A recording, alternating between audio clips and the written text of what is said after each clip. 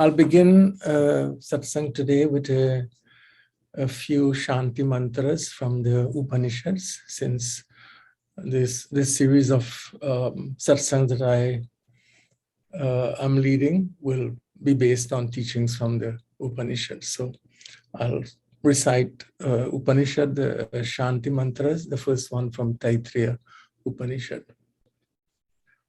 Om Shanno Mitra Shamvarunaha Shanno Bhavatvaryama Shanna Indro Brihaspatihi Shanno Vishnurukramaha Namo Brahmane Namaste Vayo Tvameva Pratyaksham Brahmasi Tvameva Pratyaksham Brahma Vadishyami Ritam Vadishyami Satyam Vadishyami Tanmamavatu Tadvaktaram Avatu Avatu Mam Avatu Vaktaram Om Shanti Shanti Shanti. The next Shanti mantra comes from Chandogya Upanishad. Om Apyayantu Mama Angani Vak Pranas Chakshu Srotramato Balam Indriyani Cha Sarvani Sarvam Brahma Upanishadam Maham Brahma Nirakuryam Mama Brahma Nirakarod Anirakaranam Astvanirakaranam Me Astu Tadatmani Nirate Ya Upanishadsu Dharmaste Te Mei Santu Te Mei Santu. Om Shanti Shanti Shanti. From Mandukya Upanishad. Om Bhadram Karnebhi Srunuyama Devaha Bhadram Pashye Makshyabhiryajatraha Stirairangaistuštuvagum Sastunubhi Vyashema Devahitam Yadayuhu Swastina Indro Vriddasravaha Swastina Pusha Vishwavedaha Swastina Staksho Arishtanemihi Swasti no Brihaspatir Dadhatu. Om Shanti Shanti Shanti. Om Sahana Bhavatu Sahanao Bhunaktu Sahaviryam Karavavahai Tejasvinavadhitamastu Ma Vidvishavahai. Om Shanti Shanti Shanti.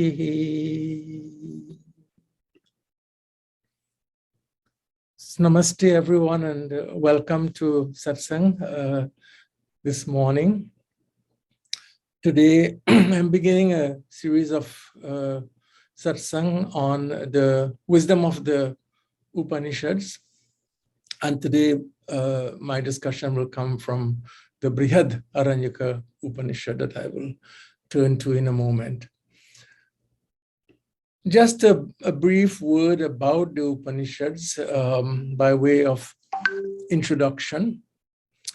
As you may well know, the four Vedas, the Rig, Sama, Yajur, and the Atharva Vedas, are the most ancient collection of teachings in the Hindu tradition, the most ancient and the most authoritative as well. So there are four Vedas, and each Veda is divided or organized, I should say. The material of each Veda is organized, arranged also in four sections. So four Vedas, material arranged in four sections. So if you open a text of the Veda, whether this is the Rig Veda, Yajur, Sama, or the Atharva Veda, the first section that you will see, the first section you will encounter, is known in Sanskrit as the Samhita. The Samhita. So in the Samhitas, what we have are various stotras, hymns of praise addressed to the many forms of the one infinite divine, Agni, Varuna, Indra, and so on, are praised as the ultimate, as the one in the Samhita section. These are stotras to be used in various ritual performance. And the second section of the Vedas, known in Sanskrit as the Brahmanas, are really the ritual section where the hymns are to be, or the stotras, the stutis are to be used. The second section is truly the ritual section, because what we find here are various rituals, descriptions of the rules for the performance of various rites and ceremonies. Some are obligatory to be done every day, like Sandhya Vandana. Some are optional, some are periodical. But here is where we find a description of all of these rituals, and this is the place where we'll also find the life cycle rituals, what we do when the child is born, what we do for marriage, what are the rituals for Antyeshti or the funeral ceremony. So the description of rituals at different life stages are also found in this second section of the Brahmanas. The third is, in English, we translate it as forest books. This, in Sanskrit, it's Aranyakas. And the Aranyakas are a really interesting section of the Vedas, because whereas the Brahmanas describe rituals to be performed outwardly, if you're performing, say, a Homa ceremony, you would have to, gather all the materials and make offerings into the sacred fire, into Agni. But in the forest books, what we see is the internalization of the rituals. Instead of focusing on the external ritual, this section of the Vedas internalize the ritual. Say, the ritual is also something happening within one's own being, within one's own self. The transformation is taking place here. So they provide various kinds of meditation practices to make sure that these rituals are not simply external performances, but they are also working within the human mind and the human heart. And so the fourth section, the final section of the Veda, is what we call the Upanishad, or the Upanishad. So each Veda ends with Upanishad. So Samhita, Brahmanas, Aranyakas, and then the Upanishad. The word itself is very insightful. Upanishad is derived from the Sanskrit root shad, which means to sit, but also means to loosen or to destroy. And upa means close by, next to, in the proximity of. Ni means with respect, with an attitude of humility. So when we put all together, we get Upanishad. So we have the image then of a student sitting close to a teacher, Upa, close to, Ni, with respect, with openness, to receive a teaching, to receive a knowledge that destroys ignorance and leads to enlightenment.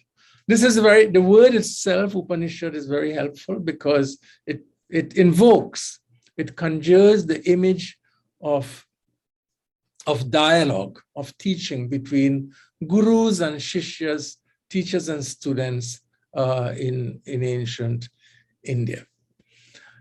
When we put all of the Upanishads together, even though there are four Vedas, and we have a total of over 100 Upanishads. some of these are found in Rig, Sam, Yajur, Atharva. But historically, about 10 of these have become very prominent. And this is because the earliest commentator on these Upanishads, who was Shankara, he chose these texts, these dialogues, for commenting on. And then later commentators followed Shankara's choice by and large. So the 10 that are considered to be the principal Upanishads, so if you know, the great Indian scholar who was also the president of India, Sarvapalli Radhakrishnan, he published one of the early translations of the Upanishads in English. He was also professor at Oxford, and he called his translation the principal Upanishads.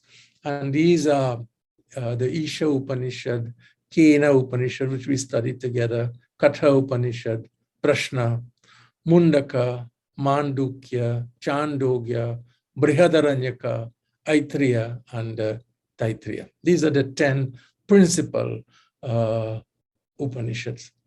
So the Upanishads are also called Vedanta. Again, from the meaning of the word Veda, which are the 4 Vedas, and Anta, which is the suffix, the Sanskrit suffix, which means end.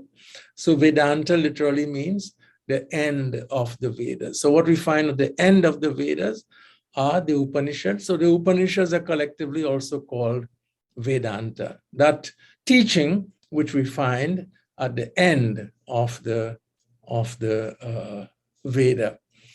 Sometimes, as you know, the word Vedanta is also used for a particular interpretation of the meaning of the Upanishad. So we say this is a Vedanta philosophy. But in that case, the word Vedanta is always used with some prefix to identify the particular interpretation. So we might say Advaita Vedanta, or Dvaita Vedanta, or Vishishta Advaita Vedanta. But by itself, Vedanta simply means the end of the Vedas. It's in that sense, it's just a synonym for the Upanishads. So as I said, the Upanishads are in the form of dialogues, conversations between students and teachers. And these dialogues, as we saw when we studied the Kena Upanishad, they are usually initiated because of some question with which a student comes to a teacher, questions about the most profound issues in life. Why the Upanishads have endured to this day, we study and we learn and we teach the Upanishads, because the questions that are asked there in those texts are living questions. They are questions that human beings across cultures and across history and across traditions continue to ask today. And so this is why these dialogues are so important to us. And I would say that they have universal significance because they deal with the timeless questions of human existence. So in this series of satsangs, which I'm beginning today, what I'm going to do is to introduce you to some of the famous persons in these Upanishadic conversations, some of the famous encounters in the Upanishads between teachers and students.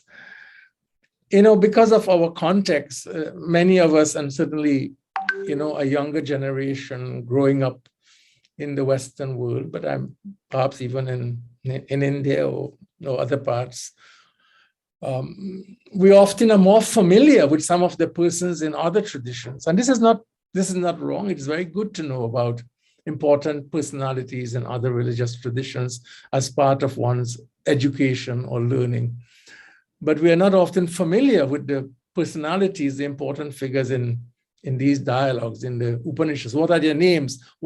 How did they come together? What were they discussing? What were the questions? What were the answers? So So my aim will be to present some of the famous encounters in the Upanishads, and we'll examine the story behind the encounter, the persons involved, the circumstances that lead to the question, the significance of the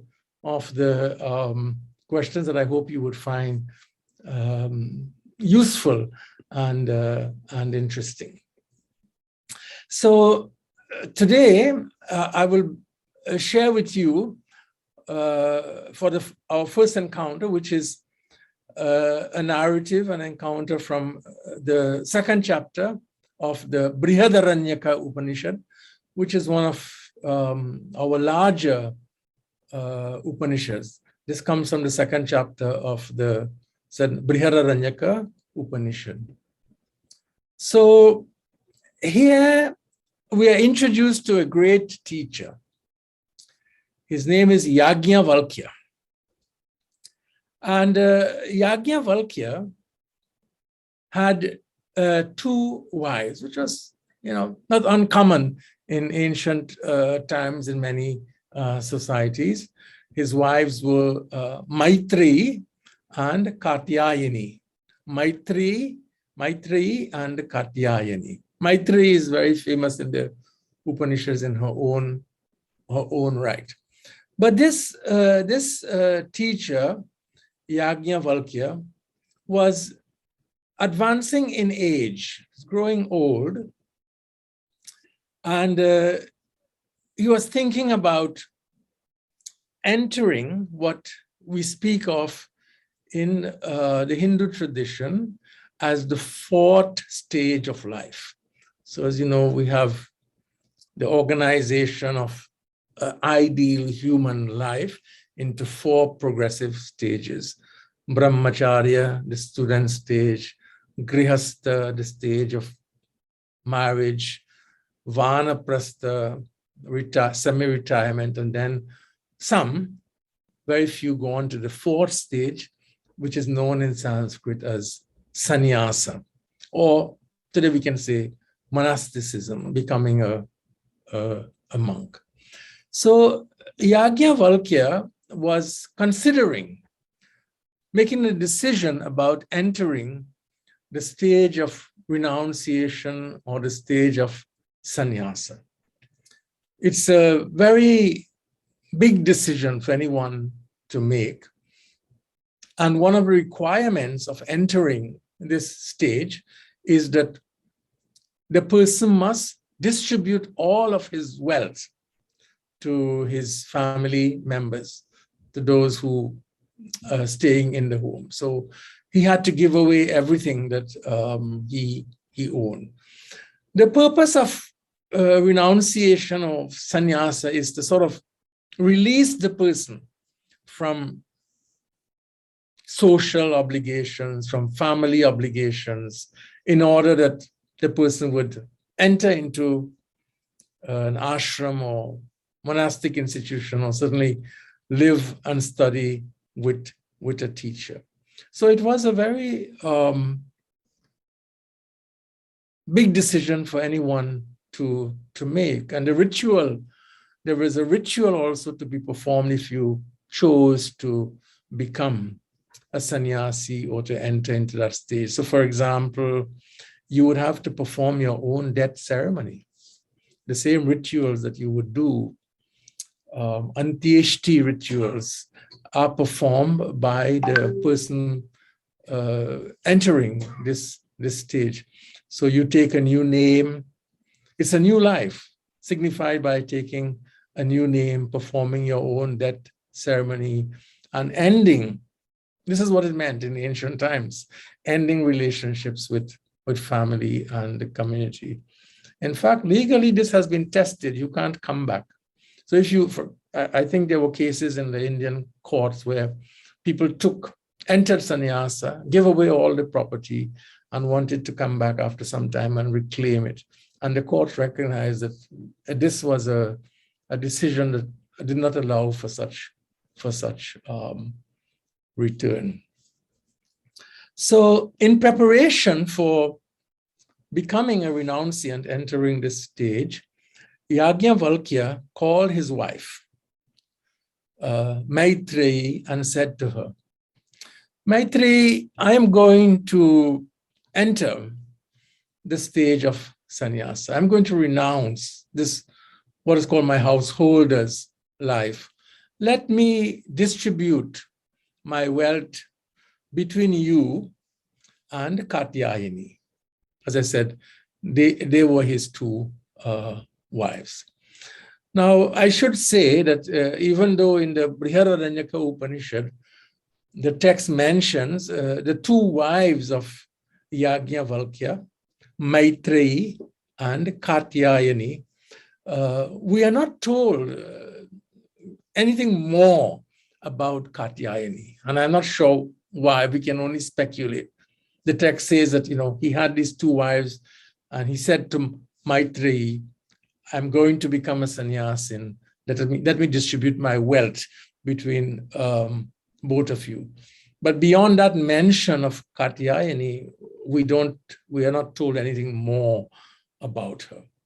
Perhaps, and this is all my speculation, maybe Maitree was the elder of his two wives, and she was the spokesperson for Katyayani. That's one possibility. It's also possible that Katyayani did not say anything when Yagyavalkya called both of them together and announced his decision and his plan to distribute his wealth. But she is silent in this encounter. Now, after he declares his intention and his desire to distribute his wealth, Maitree, in this text, she spoke up and she asked him a question. And what did she ask him? Very important and very revealing question. So she says to him, to her husband, Yagyavalkya, Sahovacha Maitree, Maitree spoke. Yanu ma yam bhago sarva prithvi vittena purna syat katham tena amrita syamiti. A very penetrating question. If I were, she says, to possess the entire world filled with wealth, sarva prithvi vittena purna, this is the sentence used, sarva prithvi, the entire earth, vittena, wealth, purna, full. If I had this entire world full with wealth, not what you are giving to me, but the entire world of wealth, she asks, if I had access to that kind of wealth, sarva prithvi vittena purna syat katham tena amrita syamiti.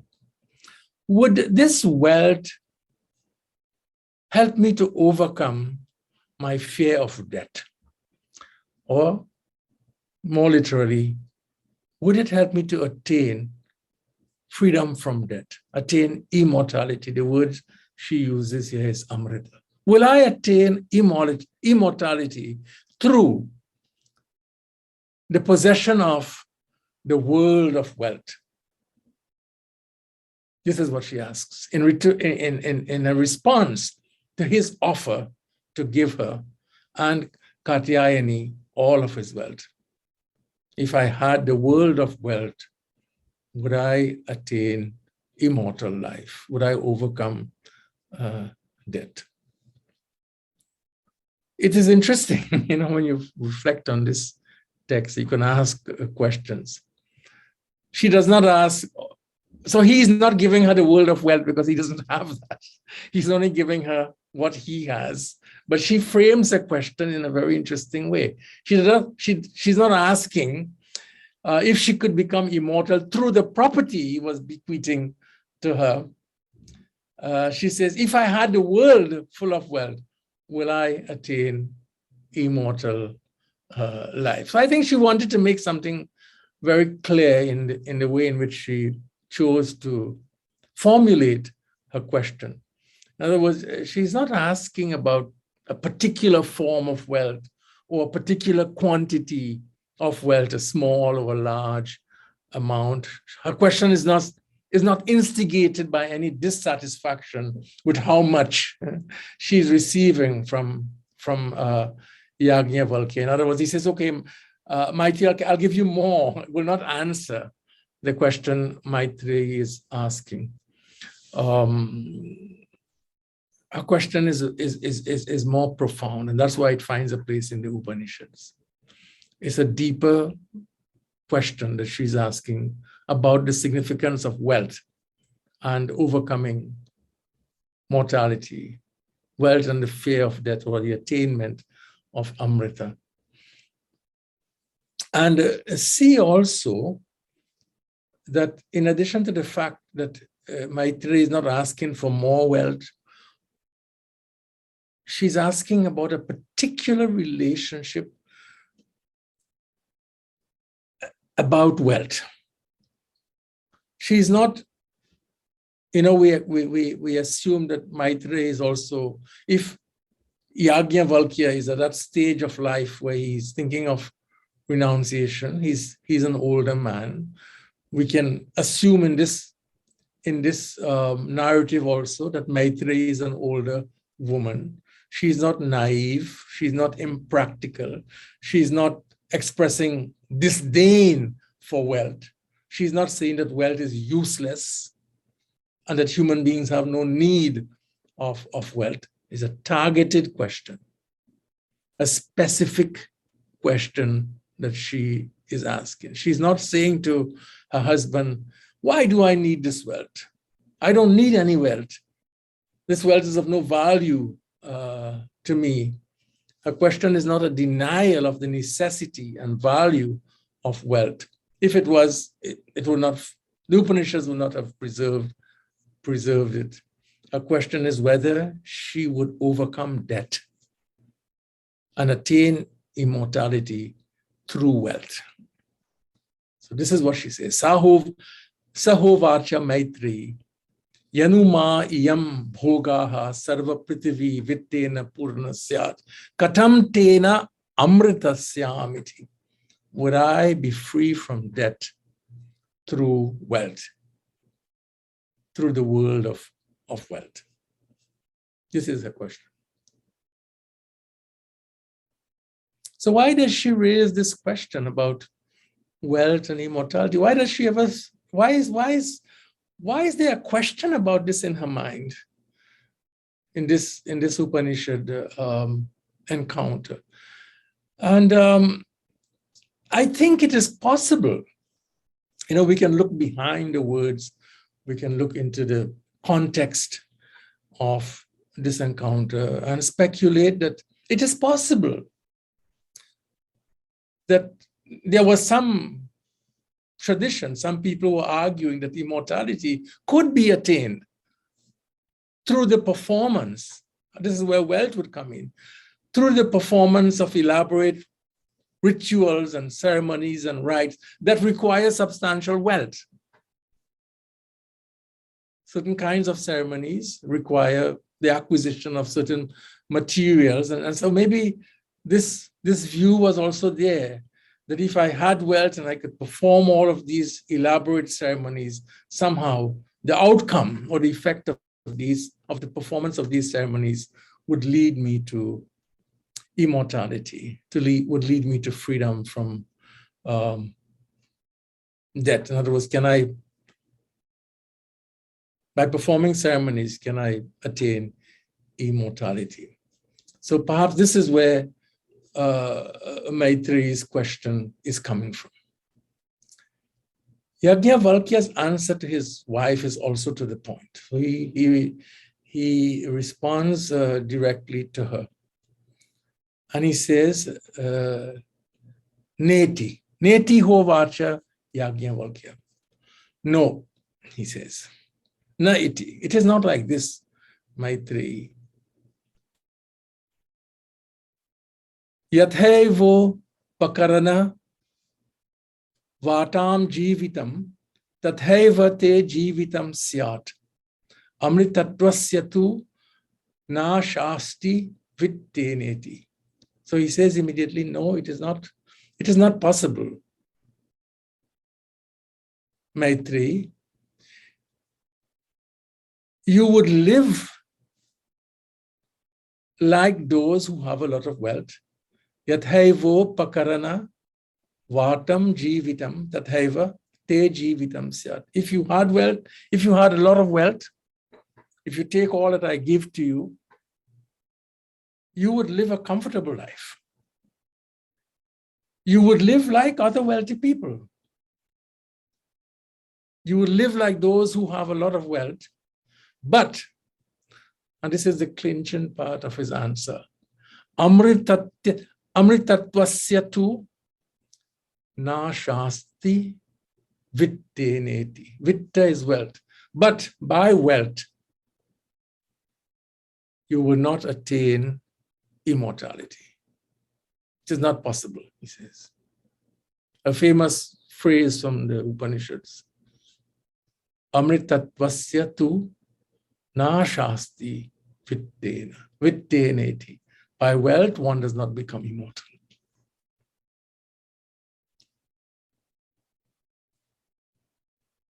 So see how important he answers a question. So like his wife, whose question was very specific, Yagyavalkya is not denying the value of wealth. He says, well, if you have wealth, you would live the good life of a wealthy person. In other words, wealth helps a person overcome certain kinds of problems in life, provides certain necessities for good and dignified living. So he also is not negativizing wealth. She didn't negativize wealth in her question. He does not negativize wealth in his answer. But even when she asked a specific question, he gave a specific answer. By wealth, one does not attain immortality. Amritatvasya tu na shasti vitteneti. Through wealth, one does not become immortal. A very similar phrase in Katha Upanishad, where Nachiketa said, Navittena tarpaniyo manushya. This is also a very important insight of our Hindu tradition. Two important insights. One does not become immortal through wealth. And navittena tarpaniyo manushya. Wealth will never satisfy human beings. Human beings will not be satisfied with wealth. Through wealth, one will not attain contentment in life. It solves certain problems. There's no doubt about that. But it doesn't remove all wanting. This is what Nachiketa said. Navittena tarpaniyo manushya. Human beings will not be satisfied with wealth alone. There'll always be a longing for something more.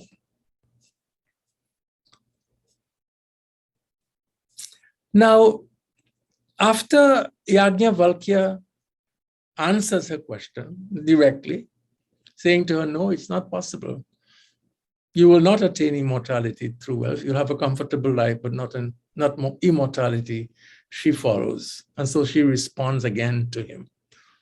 So this is how the conversation flows. He speaks and announces his desire to enter into the fourth stage of renunciation, declaring his plan to distribute his wealth, and then Maitreyi questions him.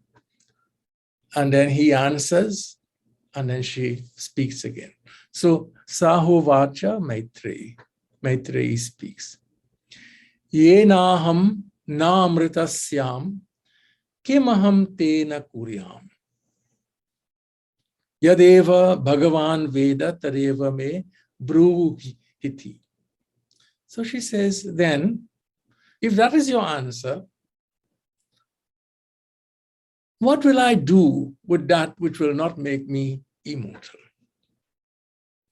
Yenaham na amritasyam kimaham tena kuryam. Kimaham tena kuryam. What will I do with the wealth that will not give me immortal life. So, Yadeva Bhagavan Veda Tareva Me Bruhi. And then she says something really, it's a really fascinating conversation here between husband and wife. And she says, well, obviously, you know something. Yadeva Bhagavan Veda. You know something because of which you are willing to give up your wealth, to distribute your wealth, and to become a renunciant. You understand something about life, about the goals of life. Yadeva Bhagavan Veda. Tell me what you know. Teach me. Teach me that wisdom that you have come to understand, because of which you see the limits of wealth. Tell me of that which you know.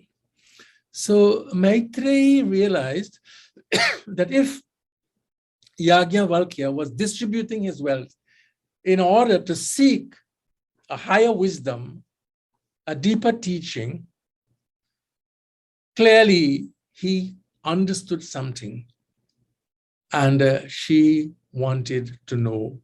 She wanted him to share this wisdom with her. This is what she's valuing.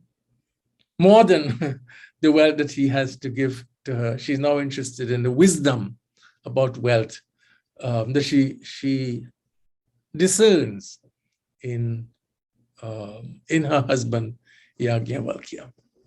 So she asked him, please teach me.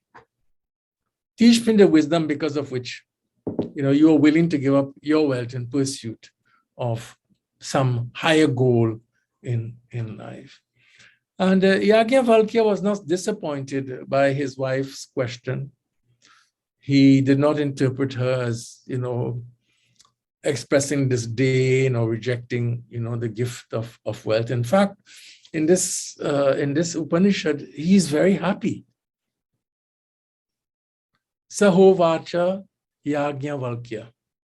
So then he says to her, to Maitree, when she says, you tell me what you know. Share with me your wisdom. This is more important to me now than your wealth. So what does Yagyavalkya says? Sahovacha Yagyavalkya.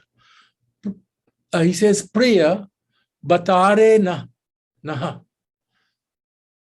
You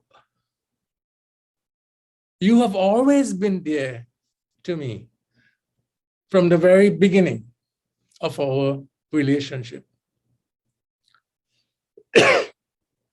Priyam bhashase ehi aswa. But now, with this question, with the words that you have spoken, you have become even dearer to me. So you have been my beloved even before. And now you speak about what is in my heart. So come, asva, vyakyasyami te, vyachachakshasya tu. So come sit. Sit by me, and I will teach. And as I explain, Vyachachakshanasya tu me nirityasas veti. You reflect, you meditate deeply.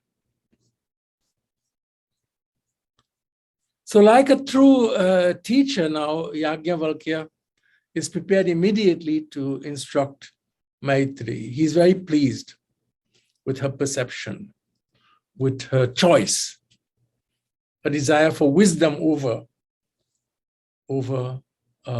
wealth. Perhaps he may have attempted to instruct her before, we don't know, but now she's asking for something much deeper than than wealth. It's the joy of a spouse whose life companion has expressed an interest in that which is closest to his heart. And as he says, he feels that their relationship has grown strong because of Maitreyi's question. Now, so that's the discussion goes on. It develops, and he becomes a wonderful teacher to Maitree about the nature of Atman. But let's focus a little bit on his answer. Amritatvasya tu na shasti vittena, that one does not attain immortality by the acquisition of wealth. Why? Why has that become such an important teaching or insight in the Upanishads? As I said, you would find this stated in so many ways in different texts. I cited Katha Upanishad earlier on, where Nachiketa said, Na vittena tarpaniyo manushyaha, that human beings will never find contentment through wealth alone. The ground of this teaching is that the immortal, Amrita, which is called Amrita, the immortal in the teachings of the Upanishads and also Bhagavad Gita is not something that one can create through any actions, whether it's a secular action or it's a religious action. Even performing a particular religious ritual or rite does not create immortality. Why? Whatever is created or produced in time is subject to time and hence non-eternal. Whatever is the result of action will be finite and therefore it will perish in time. If an object does not exist now and it is created at some future date, there'll come a time when it will cease to be. Whatever is created is finite. So if immortality is created, just speaking hypothetically, by anything else, it will not be immortal. It will be finite. Krishna says, very beautifully in Bhagavad Gita, the same point. Jatasya hi dhruvo mrityu. Whatever is born, whatever is created will come to an end. Mundaka Upanishad, na asti akrita kritena cha. The uncreated cannot be created by any action. The immortal cannot be brought into being by any finite action. So that which is immortal is not created. It is timeless. If it is endless in time, it's also without beginning in time. That's a very tight teaching of the Upanishads. If we propose something that is deathless, free from death, we are also proposing that it was not born. It did not come into being in time. Na jayate mriyate va kadachita, Bhagavad Gita.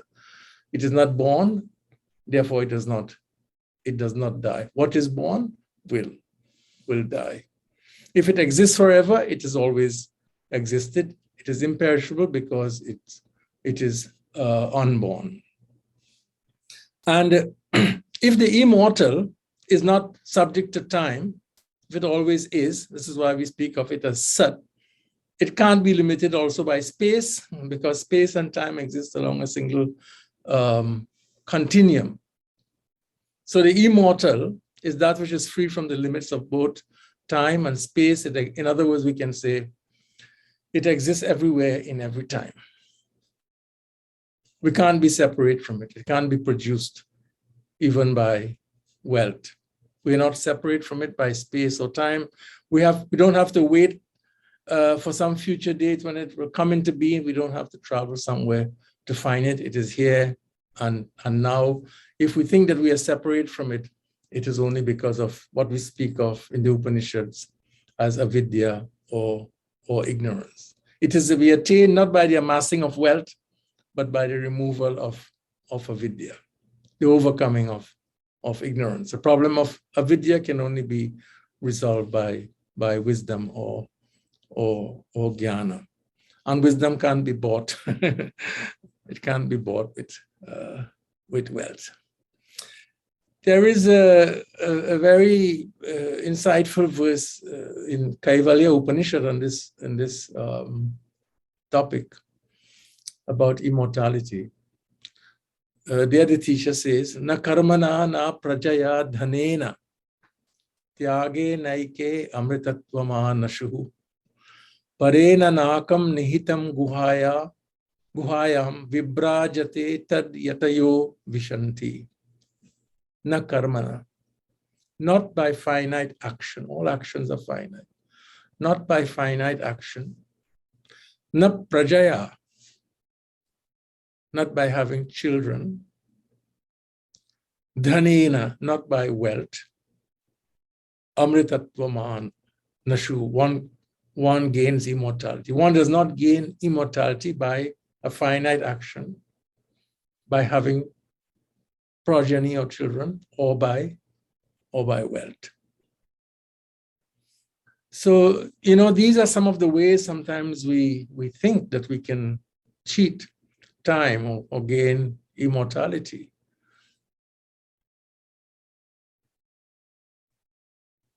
Perhaps because maybe genetically, one's genes might live on in one's child or in one's children, but that is not the same as immortality. Or by wealth, sometimes we use wealth in ways that seek to ensure that we live in perpetuity in the memories of others. We may name buildings after ourselves. We may build monuments.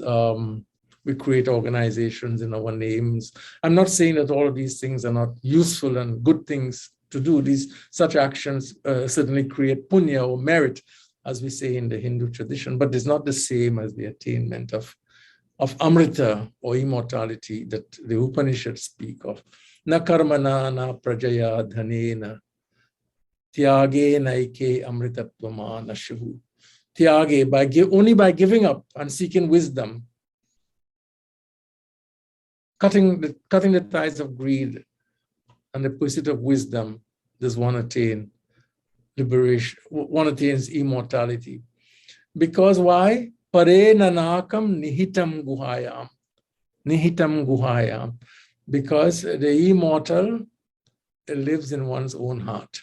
It's here and now. That which is immortal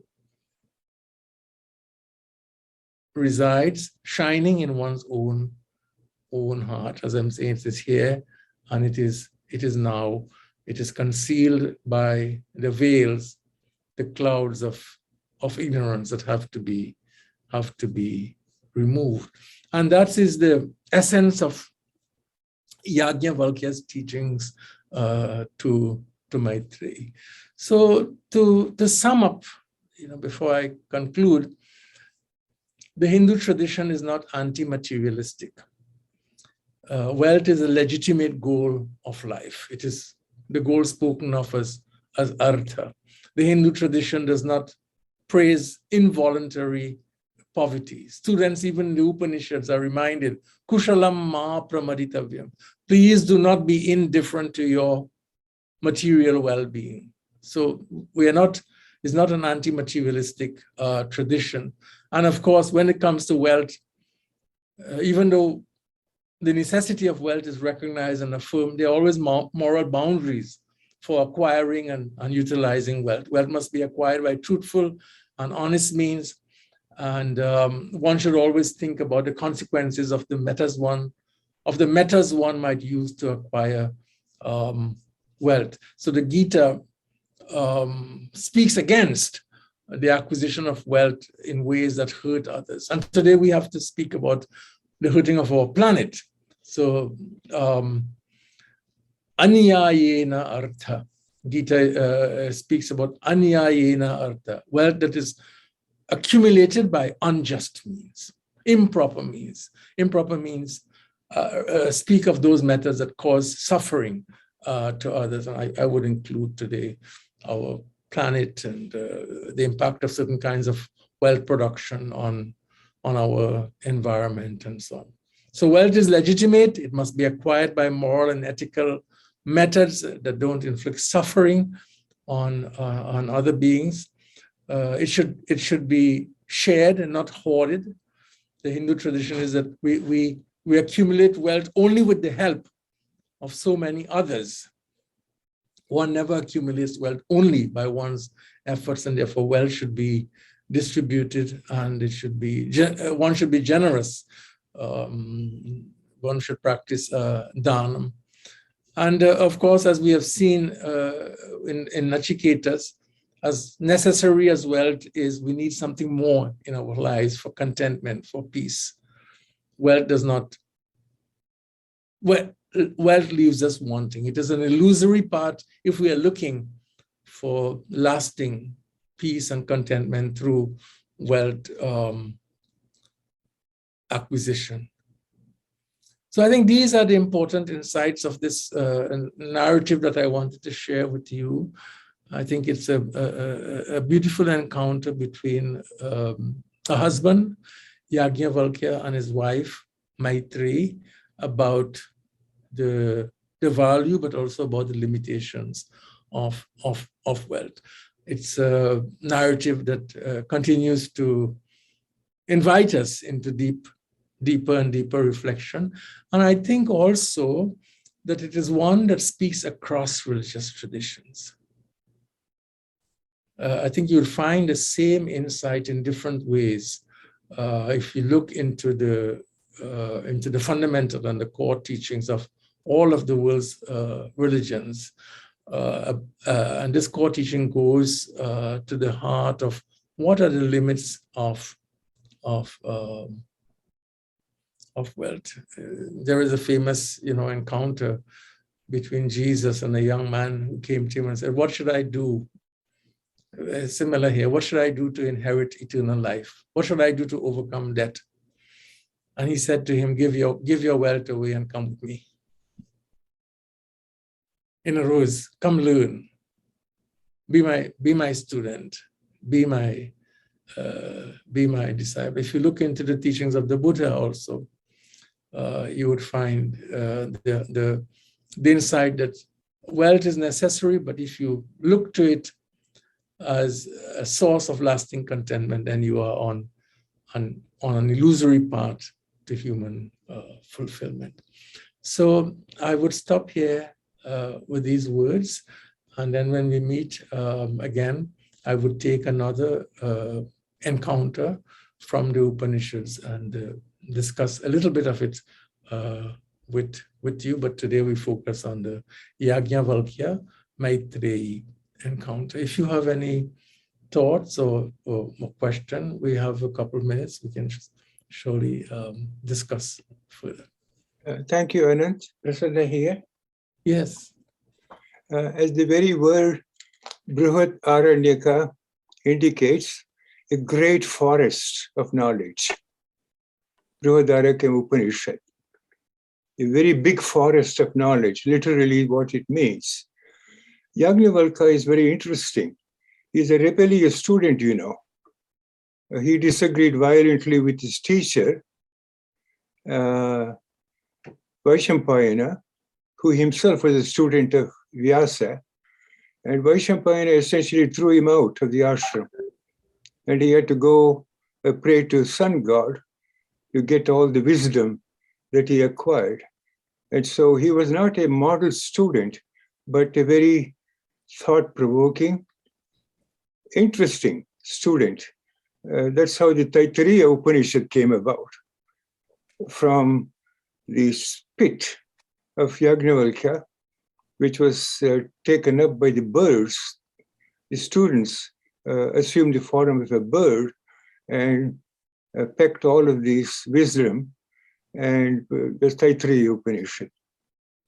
The second thing is, it was interesting, I found out by reading some commentaries on Brihad-Aranyak Upanishad, the word, the prayer that we do, Asatoma Sadgamaya, Tamasoma Jyotirgamaya, Mrityorma Amurtam Gamaya, is in fact from Brihad-Aranyak Upanishad. Yes. There is a Swami Adi Devananda, in Bangalore, Ramakrishna Ashram. He has translated with commentary most of the Upanishads, the 10 Upanishads that you mentioned, and excellent, but it is written in Kannada, not in English. If you know Kannada, then very easy to follow. I could not find in my collection any great English translation of Brihad-Aranyak Upanishad, except one written by Swami Krishnananda, I believe. Krishna, it's a very big volume. It is not really written. He gave series of lectures which were transcribed and put into book form. So it doesn't read very smoothly. You have to go over and over and over again. But I'll plow through this conversation between Maitreyi and Yagyavalkya to get a little bit more meaning. And thank you very much for clarifying the word immortal. Thank you. Immortality, there's another word called chiranjeevi, which is long life. I don't think the two are identical. No. Immortal and chiranjeevi. Hanuman, for example, is a chiranjeevi. Immortal doesn't mean that, it's hard to tell. Some people say immortal means you don't die. Other people say, no, it's not true. You will die, but you live forever. Yeah. I have to think about it. Yeah. No, immortality, yes, I mean, I want others who want to come in. Immortality really in the Upanishadic tradition refers to the very condition of one's self. So I'll come now to a few others who want to comment or ask questions, but just there's one question in the chat box. Do we know the name of the storyteller? No, we don't, because this is the way in which the Upanishads are constructed. So the Upanishads are teachings, oral teachings that have been transmitted over a period of, thousands of years. These are the insights and the encounters that were preserved. Generally in the tradition, we have the belief that Vyasa, although Vyasa is a general word that means a compiler, we don't know if there's a single historical Vyasa or many Vyasas, because the word is more like a title rather than a personal name, that Vyasa compiled these stories into these encounters into the Vedas. So we have the story of Yajnavalkya and Maitree, and the text just goes directly to the story. It doesn't tell us that this story was told by a third narrator, who's like, in Bhagavad Gita, you have Sanjaya telling the story of Krishna and Arjuna, but we don't have in the Upanishads a narrator. And it is perhaps true in this chat also that Katyayani was not mentioned because she didn't intervene in the story in any way that was relevant. Because when you're preserving a tradition orally, you are preserving also what you think is really central to it. What is essential to the tradition? You have to memorize, because it's a preservation through memorization. So you cut to the essentials as best as possible, and that's why so many of the Upanishads are lean towards brevity rather than expansion teachings. Kavindra, you have your hand up, please. Yes, Namaste Guruji. So earlier when you were talking about the accumulation of wealth and doing it through moral reasons or doing it through moral ways, in today's society, in today's capitalist society, where you constantly see people acquiring wealth through the through immoral means, and sometimes when I think about us quote unquote common people acquiring wealth, or even doing things like going to restaurants where the wait staff are completely like overbooked and forced to work for low wages, or people who are dependent on low wage labor. In those circumstances, how can we conduct ourselves morally in the accumulation of wealth, in our reliance on, low-wage jobs or low-wage labor in those kinds of circumstances? It's a very good question that you raise. I'm thankful that you raised that question out of today's discussion, because rightfully so. I presented the Yagyavalkya-Matreyi Dialogue as a general dialogue about wealth, the limits of wealth, and the relationship between wealth and spirituality. That's right, and you quite correctly said that. I think a brief answer to your excellent question, Kavinja, is as follows. One, I think we have to make personal choices that are just and that are fair to others. I think this is what the Hindu tradition requires of us. And this might have to do with, which kinds of businesses we even patronize. So, for example, there are many groups who will not patronize businesses that operate sweatshops in Asian countries and pay very low wages and have workers in inhumane conditions. So we can exercise personal choices, but that's not enough. Secondly, I think we have to become part of movements that aim to change policies. I think we had some discussion about that in a previous talk. I remember Naina's comment about social activism, that we also have to become activists and to support policies and structures that ensure that people in whatever work they do are not exploited and are not treated unfairly. So I think it calls very briefly for both kinds of actions, personal choices, but at the same time, that's not enough, because many of these things require much more than simply you and I making personal choices in our lives. We need social transformation. John, please. Well, this may be a slightly heretical question, but I will ask it anyway. In this wonderful conversation, both Yajnavalkya and Maitreyi take for granted immortality. They discuss immortality. Yes. And my question is, what is there in the tradition that brings forward a concept of immortality? Why should anything be immortal? Are there any discussions of such a question? It's not a it's not a heretical question, first of all. I don't think you are a heretic, John, but it's a very good question. Why should the tradition assume that something immortal exists at all, which is, as you quite rightly said, is the ground of this entire conversation? And again, a brief answer to that question, again, from the Upanishadic perspective or from the deep Hindu perspective, John, is in the Chandogya Upanishad, there is, I probably will come to that discussion as one of my talks. The teacher asks his student a very fundamental question.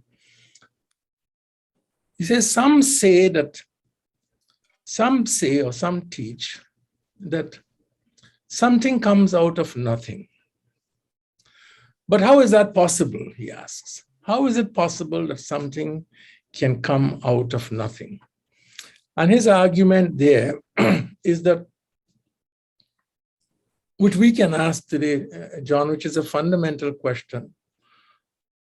Logically speaking, there should not be anything. I should not be lecturing this morning. This group should not be listening to me. We should not be sitting in space and time in a universe. And the most logical view is that there should be nothing. That the existence of this universe itself, the very fact that we are, doesn't have a logical explanation.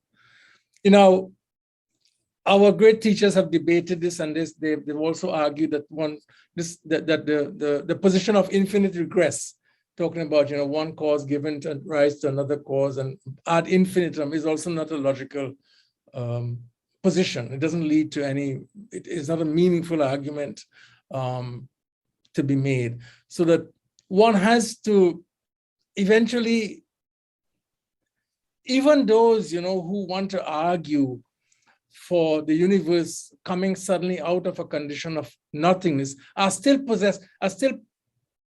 proposing nothingness as a kind of something, right? As something that maybe we don't understand fully well, but it is illogical to speak of anything coming out of the absence of existence conceived of in any sense. So with that ground in place, John, that is what the tradition calls as the immortal. That inexplicable reality, which is the source and ground for everything that exists, whose existence can't also be disproved because it is one's own self. And that's another argument I'm introducing. But that's what this tradition regards as the immortal. I had to give a cosmological answer in some ways to make sense of your question. And if that is, as the Upanishads describe it to be, the ground and source, the reality of all that exists, that is not separate from us by time and space. And fundamentally in the Upanishad, it also constitutes the truth of you and I and everyone else. We are that, Tattvamasi, that is what we are, and that is timeless. That's the direction of that argument. Generally, when people argue against that which is immortal, the arguments are much more focused on arguing against a god or a notion of God who's more like a demigod, rather than the ground, the full infinite ground of all reality, because of which everything is, and in the absence of which nothing is. If you examine very, very much, John, all of the new writings against theism, against religious belief by a whole line of contemporary atheistic writers, none of them, I say with great confidence, John, I have not encountered one yet who is arguing against the Upanishadic understanding of the infinite. They may be arguing against a certain version of God. So when one says, I don't believe in God, the right question is, tell me about the God you don't believe in. And I assure you that you would not get a description of the divine as articulated in the Upanishad. I'm not being arrogant here about the Upanishad, but just fair to say that the arguments against, the anti-theistic arguments don't engage the view of reality that is proposed in the Upanishads. It's always much more against a demigod rather than the divine as described in the Upanishads as the source, ground, and reality of everything that exists. It makes the arguments much more difficult. When the divine is construed in that way, what are you arguing about? You're not arguing against a being living out in the skies, separate from this universe. You're arguing against that which is the very foundation of everything, when we come to study the Shweta-Ketu narrative, that becomes very, very clear, where he breaks the seed into smaller and smaller bits, and his father says, that which you can't see, that is it. And that is what you are. I have not found anyone arguing against that. Yeah, Anand, please, and then I think Naina, did you? Yeah, I have a question.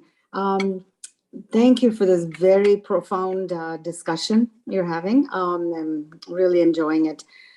The idea of all your good actions, etc., everything that you think is taking you closer and closer to whatever it is, maybe not immortality, but some kind of moksha or some goal. So the actions don't really, all they do really, there's a finiteness about that goes away. And maybe it has an effect on your own life, your comfort level and your affluence and etc. But it does not translate into immortality. We all know that. But you also mentioned immortality is something we all have within us anyway.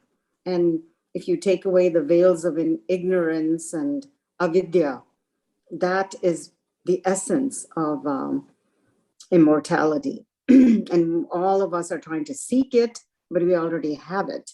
Right. So, can you explain a little bit about what the karma then, your good actions, your generosity, and all the virtues that you try to live by? What does that help do as opposed to immortality? It's an excellent question, Naina. Again, I think, and all of the Upanishads, in fact, emphasize the importance of the values that you just enunciated. And I think I can respond to you in a twofold way. So, it's such virtues, such acts, of being generous, being charitable, practicing self-control, and so on. They help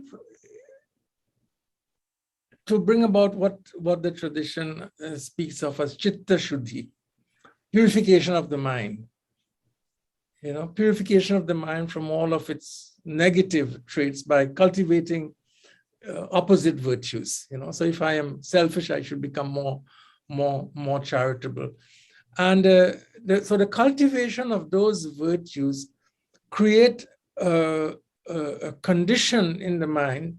By transforming the mind, they create the conditions in which understanding of the truth of oneself becomes easier. In other words, my mind should become like that which I want to know. So if I want to know the divine who exists equally in all beings, I'm just giving one illustration, I'm unlikely to understand that if I have a hate-filled mind.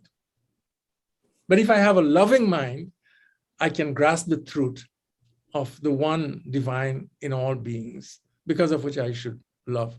So that's from one direction. The second direction, interestingly, is that the more one grows in understanding the nature of oneself, as you spoke, those virtues become the expressions of that understanding. So they become the way to develop understanding, and they also become the expression of that understanding. So if I practice generosity or dhanam as a sadhana, right? As a sadhaka, I practice dhanam as a sadhana, as a spiritual practice.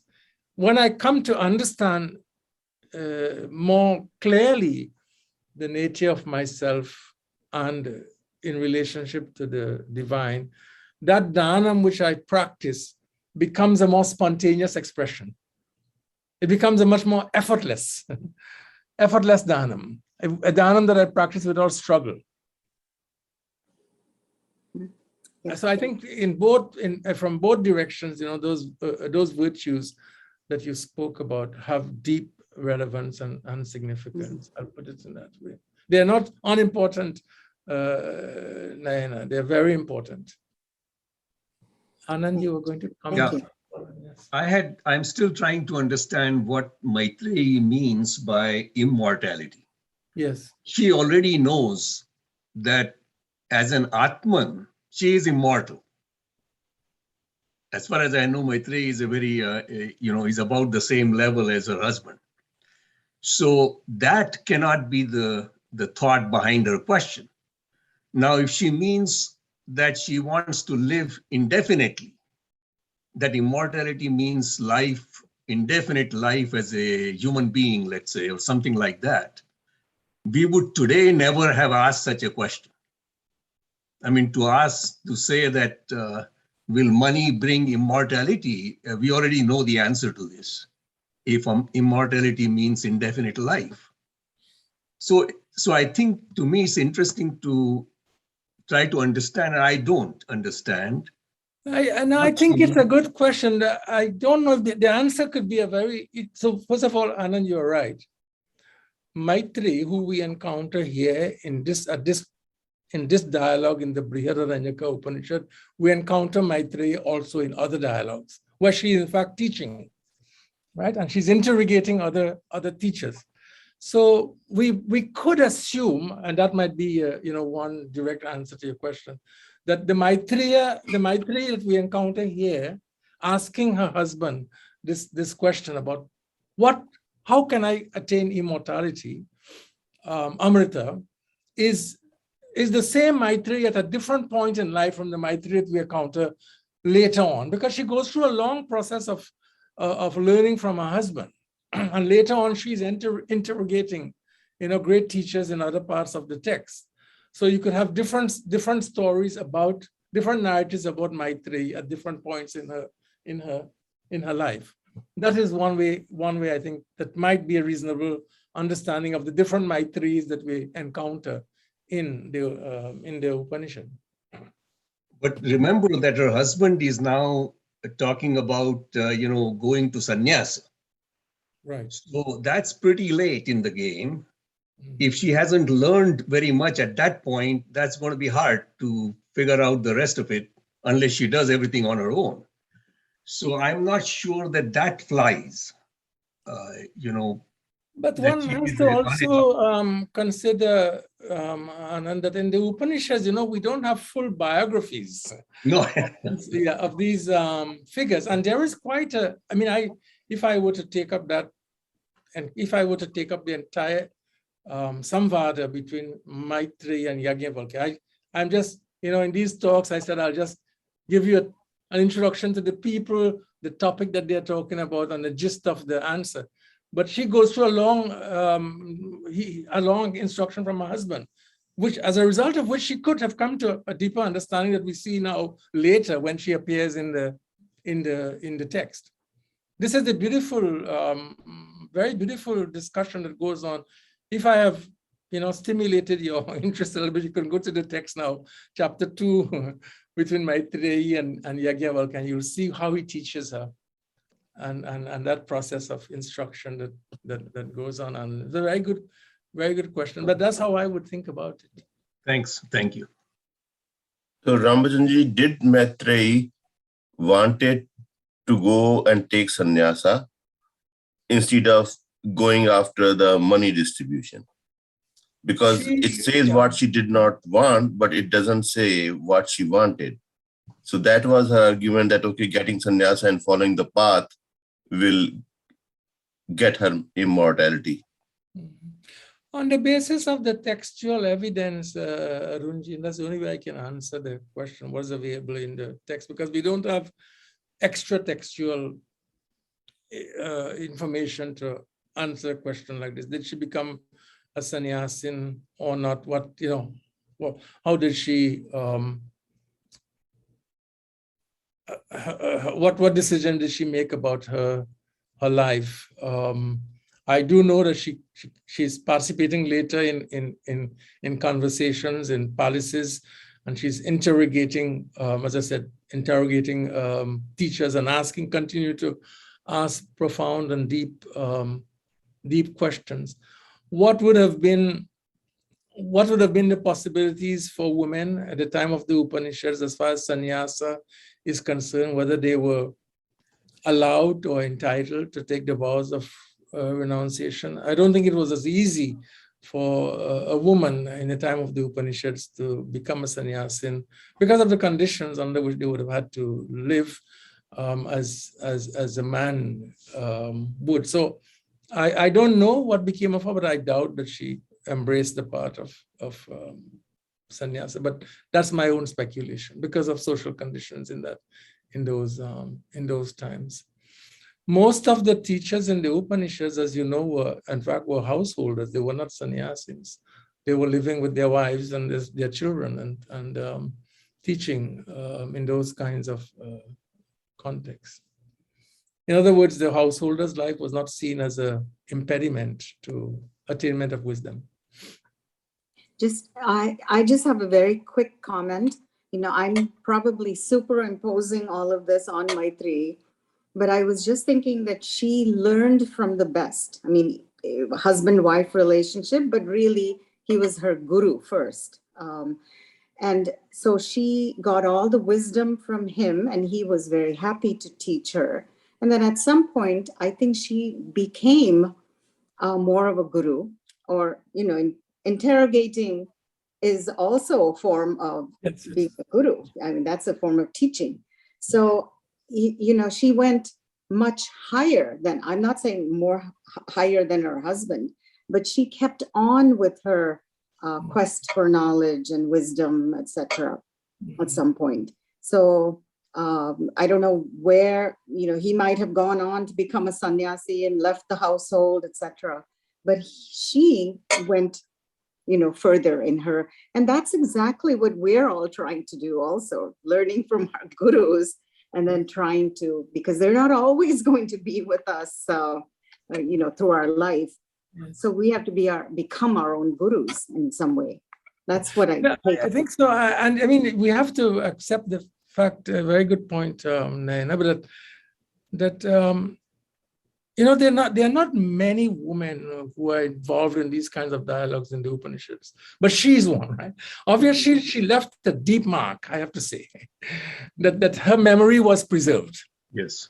As a teacher, because these Upanishads are very brief. They only keep what is important, what they regard as important, because of the memorization, the transmission. But Maitreyi, as you were suggesting, left a mark, left an impression historically, and her legacy, and has preserved. This is why I chose this dialogue. I'm so happy, with the discussion that's going on, because this is exactly what I was hoping for, that you would think about the text and that, especially Maitree, we will not forget her name. The Upanishads didn't. And then maybe last comment. One quick comment. I just wonder if this was a real question in those days. This goes back to, 5,000 years or something like that. And maybe they even thought that with money will buy them immortality. That could have been a prevailing wisdom. For example, in Egypt, right? In Egypt. And as I said, indirectly, perhaps there were schools who would have been talking about money to perform certain kinds of rites and rituals that guaranteed some kind of immortality. But the question has, Anand, it has contemporary significance, because there are many ways in which people seek to perpetuate a kind of immortality.